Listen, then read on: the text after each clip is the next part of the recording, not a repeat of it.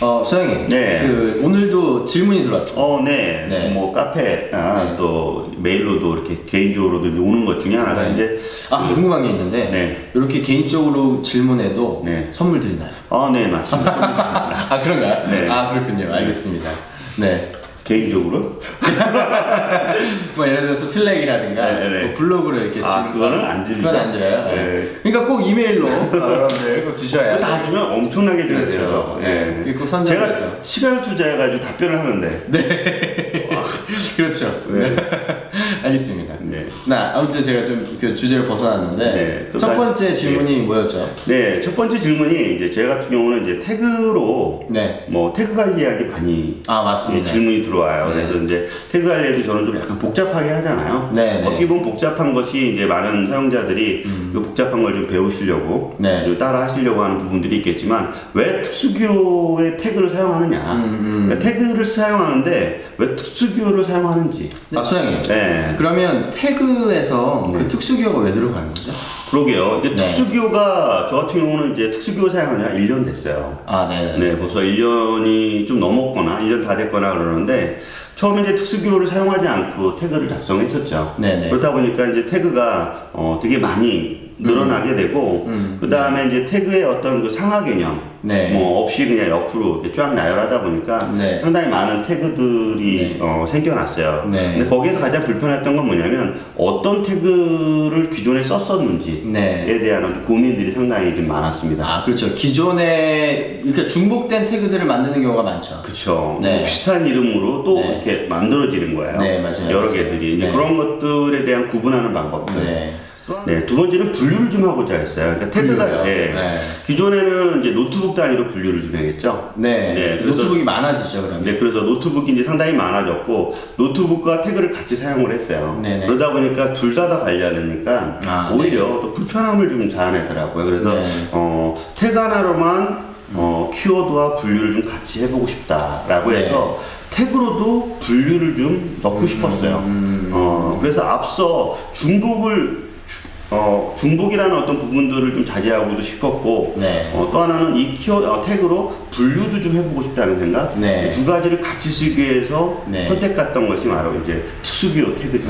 그러니까 이제 먼저 첫 번째는 이제 중복을 막기 위해서. 네네, 그렇죠. 예를 들어서 뭐 특수기호 샵 특수기호다. 네네. 그러면 샵을 딱 클릭하는 순간 이제 자동 완성 기능이라고 해서 네, 맞아요. 기존에 가지고 있던 태그 리스트들이 쫙 나오잖아요. 그렇죠. 네네, 맞습니다. 그러면 내가 일단 이런 태그들을 가지고 있었고 예를 들어서 이제 샵만 치면 내가 예전에 있던 태그들 중에 선택을 해야 되고 그렇죠. 네, 아니면 내가 예전에 이런 태그들을 썼기 때문에 비슷한 태그로 이어서 그렇죠. 이어서 작업할 수 있는 그런 쉽게 기능이죠. 어떤 하나의 노트에 대해서 어디에 저장해야 될지 분류도 하고 기존에 사용했던 것이 이제 뭔지를 인지할 수 있어서 그렇게 이제 자동 완성을 통한 중복 태그를 방지하는 거. 네, 맞습니다. 그 다음에 이제 두 번째는 말씀하신 것처럼 이제 이 앞에가 샵인 것도 있고 앞에가 뭐 달러인 것도 있고 맞습니다. 뭐 여러 가지 분류를 하고자 하는 거죠. 시작하는 게 뭔가를 분류하는 거죠. 그렇죠. 분류의 방식이 이제 여기서 기존에 저희가 생각하고 있는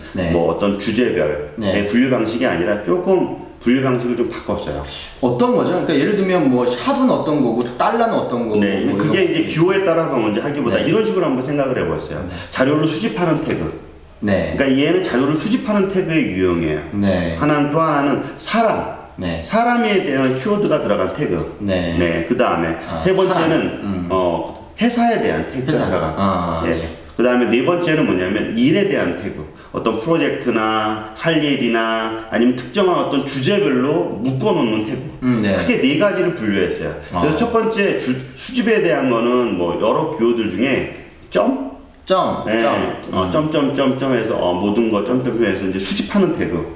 그 다음에 이제 사람은 이제 골뱅이. 네, 그 다음에 이제 회사는 예를 들면 진대현이면 골뱅이 진대현 이렇게 맞습니다. 골뱅이 진대현, 골뱅이 홍순성. 그 다음에 회사 세 번째는 회사. 네. 회사는 이제 달러. 네, 달러. 네, 그러니까 회사는 이제 프로젝트 돈 들어오니까. 네, 회사랑 이제 일을 하니까. 네 번째는 이제 샵이라 그래가지고 샵은 좀 약간 생각이 많은 거, 일들, 뭐 그런 거에 주제별로 해서 뭐 그 안에 보면 뭐 프로젝트 진행하는 네. 아니면 책을 쓴다거나 좀 복잡한 일들을 계속 하고 있는 것들 네. 그런 걸 이제 사부로 해서 네. 네 가지의 기호 태그로 네. 분류를 해서 각각 서로 주제별로 주제별로 하면 구분이 명확하게 이제 나와지는 거죠. 그런 식으로 특수기호를 결정을 했죠. 그럼 뭐 달러가 붙어있다 아니면 점이 붙어있다라는 것만 봐도 네네.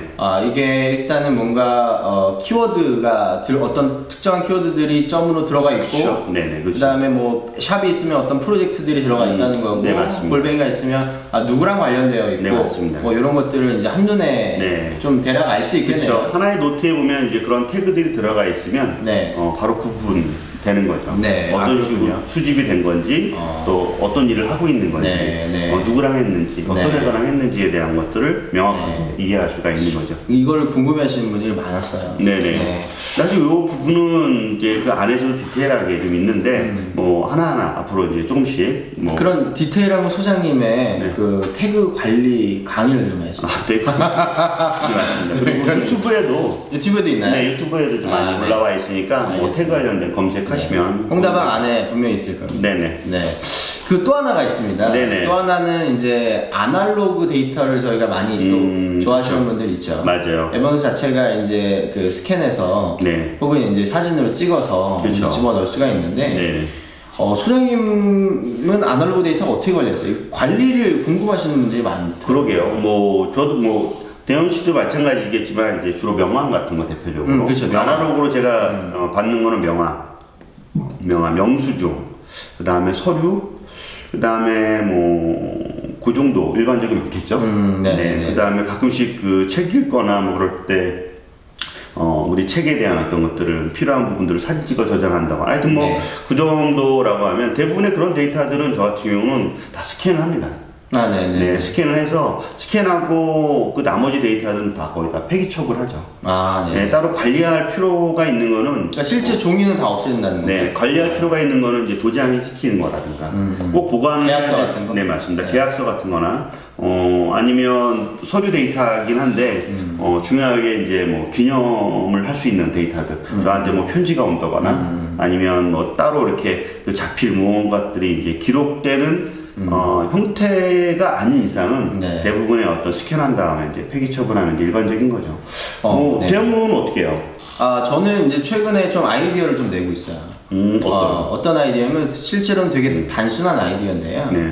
아직 실행은 안 옮겼는데 예를 들면 이런 겁니다. 이제 분류하고 정리하고 이런 거 조금 귀찮잖아요. 좀 귀찮아요. 네. 그래서 이런 스캔된 데이터들을 분류하거나 정리하지 않는 거예요. 분류나 정리는 에버노트 안에선 합니다. 그리고 말씀하신 것처럼 소장님이 말씀하신 것처럼 버려야 되는 거다. 그럼 버리고요. 버리기 아까운 계약서나 이런 것들을 예를 들면 계약서는 계약서끼리 뭐는 뭐끼리 이렇게 안 하고요. 그냥 그냥 어떤 서류 봉투 같은 거 있죠. 아니면 서류 이렇게 함 같은 거 있죠. 서류 함에다가 거기다가 이제 라벨을 붙이는 거예요. 그리고 그 라벨을 태그로 붙이는 거죠. 그럼 혹은 라벨 태그로 붙여도 되고 제목으로 붙여도 되고 그러면 제가 이 에버노트 안에서 얘를 검색해서 보다가 원본이 필요해요. 그러면 그 태그에 그 파일 함을 가면 되는 거죠. 오프라인으로. 그렇죠. 오프라인과 온라인을 연결할. 오프라인으로 따로 그 파일 함장들을 만들겠다. 그렇죠. 만들겠고 그 만드는 거 앞에 그 태그나 아니면 그 봉투에 있는 레이블을 사진 찍어서 에버노트에 저장하겠다. 뭐 사진으로 넣어도 되고요. 아니면 그 번호를 그냥 태그 형식으로 넣어도 되는 거죠. 그러니까 아날로그와 디지털을 같이 쓰겠다. 그렇죠. 물론 이제 말씀하신 것처럼 굳이 이제 원본이 필요 없어요. 그럼 버리되 만약에 원본을 찾아야 되는 일이 찾아야 되는 경우라면 그렇게 하겠다. 찾아야 되는 경우라면 그냥 그러면 사실상 이 사물함 안에 있는 것들은 제가 어디에 뭐가 있는지를 여기서 바로 보기는 어려워요. 하지만 그러니까 오히려 더 좋은 게 뭐냐면요. 그때마다 막 이렇게 분류할 필요가 없어요. 그냥 에버노트에 다 있어요. 그러다 예를 들면 이런 것들 있잖아요. 예를 들면 냉장고를 새로 샀어요. 냉장고 설명서가 있죠? 매뉴얼 있죠. 매뉴얼이 있죠. 이제 매뉴얼은 버려도 되지만 사실 뒤에 보면 보증서가 있어요. 보증서를 버릴 수가 없잖아요. 그쵸. 그러니까 이제 얘를 이제 꽂아놓고 제가 꽂아놓은 그 사물함 번호를 적어놓는 거예요. 네. 그리고 얘를 에버노트에다 적어놓는 거죠.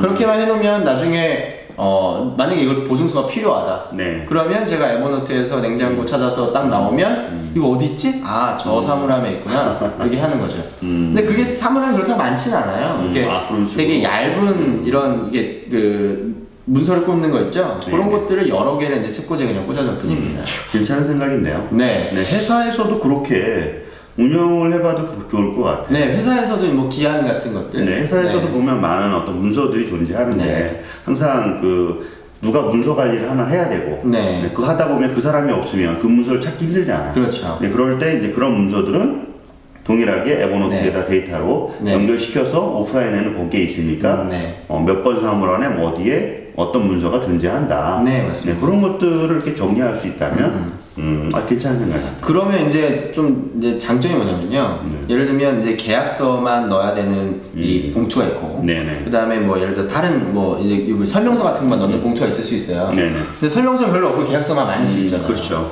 그러면 괜히 이 계약서를 넣는 이런 칸을 하나 또 만들어요. 그럼 여기가 다 쓰이기도 애매하고 또 적게 쓰이기도 애매하고 그렇죠. 공간에 대한 부분이 효율적이지 않는 거죠. 근데 얘는 그런 게 필요 없이 그냥 여기다가 그냥 다 때려박고 이게 다 넘어가면 다음 라벨 내용으로 다 때려박고 이런 식으로 하니까 공간으로 그냥 분류되지 않았지만 어디 있는지는 아는 이렇게 되는 거죠. 이런 현실적으로 어떻게 쓸지는 모르겠지만 네. 일단 아이디어 단계고 네, 이렇게 저는 아날로그 데이터들과 에버노트를 같이 관리를 합니다. 네, 알겠습니다. 저도 사실 그 아날로그에 있는 데이터를 디지털로 바꾸면서 상당히 편리해졌다라는 생각을 많이 하고 또 그렇게 또 많이 언급하고 있어요. 근데 아직까지 사실 아날로그에 있는 모든 데이터를 디지털로 다 바꾸지는 않고 있더라고요. 대표적으로 이제 매월 제가 이제 정기적으로 사용하고 있는 조그만 수첩도 있어요. 그 수첩은 시간 지나도 다시 그걸 봤을 때 상당히 그때의 창의적인 생각들, 아이디어 얻었던 어떤 정보들을 꺼내서 볼 수 있기 때문에 그런 거는 좀 폐기하기가 그렇죠. 네, 좀 안타깝더라고요. 그래서 그런 거는 좀 따로 보관하고 있고 그 외에 일상적인 쉽게 이거를 버려도 될 수 있는 것들 그런 것들은 대부분 이제 디지털로 저장하고 폐기 처분하는 것 같아요. 그러니까 예를 들면 이런 것 같아요. 저도 이제 군대에 있을 때 그때 이제 뭐 어떤 디지털을 쓸 수 없기 때문에 그때는 열심히 그 일기를 썼어요. 그렇죠. 네, 이제 뭐 군대에서는 수양록 쓰잖아요. 네, 수양록은 이제 누군가 보는 일기이기 때문에 그거 말고 이제 다른 저만의 이제 수첩을 만들어서 수첩으로 거의 상병 때까지 병장 되기 전까지 하루도 빼지 않고 썼어요. 근데 지금도 되게 보물 같아요. 버리긴 아깝죠. 근데 이제 단점이 뭐냐면 가끔씩 제가 샤프로 쓴 게 있더라고요. 그래서 좀 걱정이 되는 거예요. 나중에 이게 지워지거나 변질될까봐. 그래서 제가 한 번은 다 스캔을 하고요. 걔는 이런 조그만 박스에다가 다 담아놨어요. 뭐 그때 받았던 편지들도 다 여기다 담아놓고 거기다가 라벨링만 역시 아까처럼 해놓는 거죠. 나중에 진짜 추억처럼 다시 보고 싶으면 여기다 넣어놓고 그런 부분으로. 네, 그리고 에버노트에는 각 일기장마다 제가 이제 PDF 파일을 만들어서 언제든지 보고 싶을 때 볼 수 있게. 그러게요. 개인도 그렇지만 기업, 특 기업의 같은 경우는 아날로그 데이터를 어느 일정 시간까지 보관을 의무적으로 해야 돼요. 5년간 보관을 해야 것도 있고 또 내부적으로도 또 인수인계라든가 그렇게 하기 위해서 데이터에 대한 부분도 팀 간 또 어떤 프로젝트 간의 그런 데이터들을 따로 페이퍼로 관리하고 있어서 쉽게 찾기 힘들고 보관 형태이긴 하지만 그걸 에버노트와 같이 좀 아까 아이디어를 줬던 그런 부분으로도 응용해도 참 괜찮을 것 같네요. 네, 그럴 것 같습니다. 그러면 오히려 정리를 하지 않고도 정리가 되는 효과가 나오지 않을까.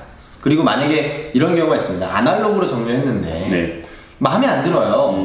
그러면 어떻게 하냐면 이거는 디지털에서 정리하는 것보다 더 힘들거든요. 다시 다 빼야 되죠. 그쵸. 실제로 물리적으로 일을 해야 되잖아요. 근데 얘는 이제 정리가 안 되어 있지만 어디 있는지만 아는 거고 실제로 정리는 에버노트 안에서만 하면 되니까 뭐 갈아엎고 싶을 때 언제든지 편리한 방법으로 갈아엎을 수가 있습니다. 네, 알겠습니다. 네.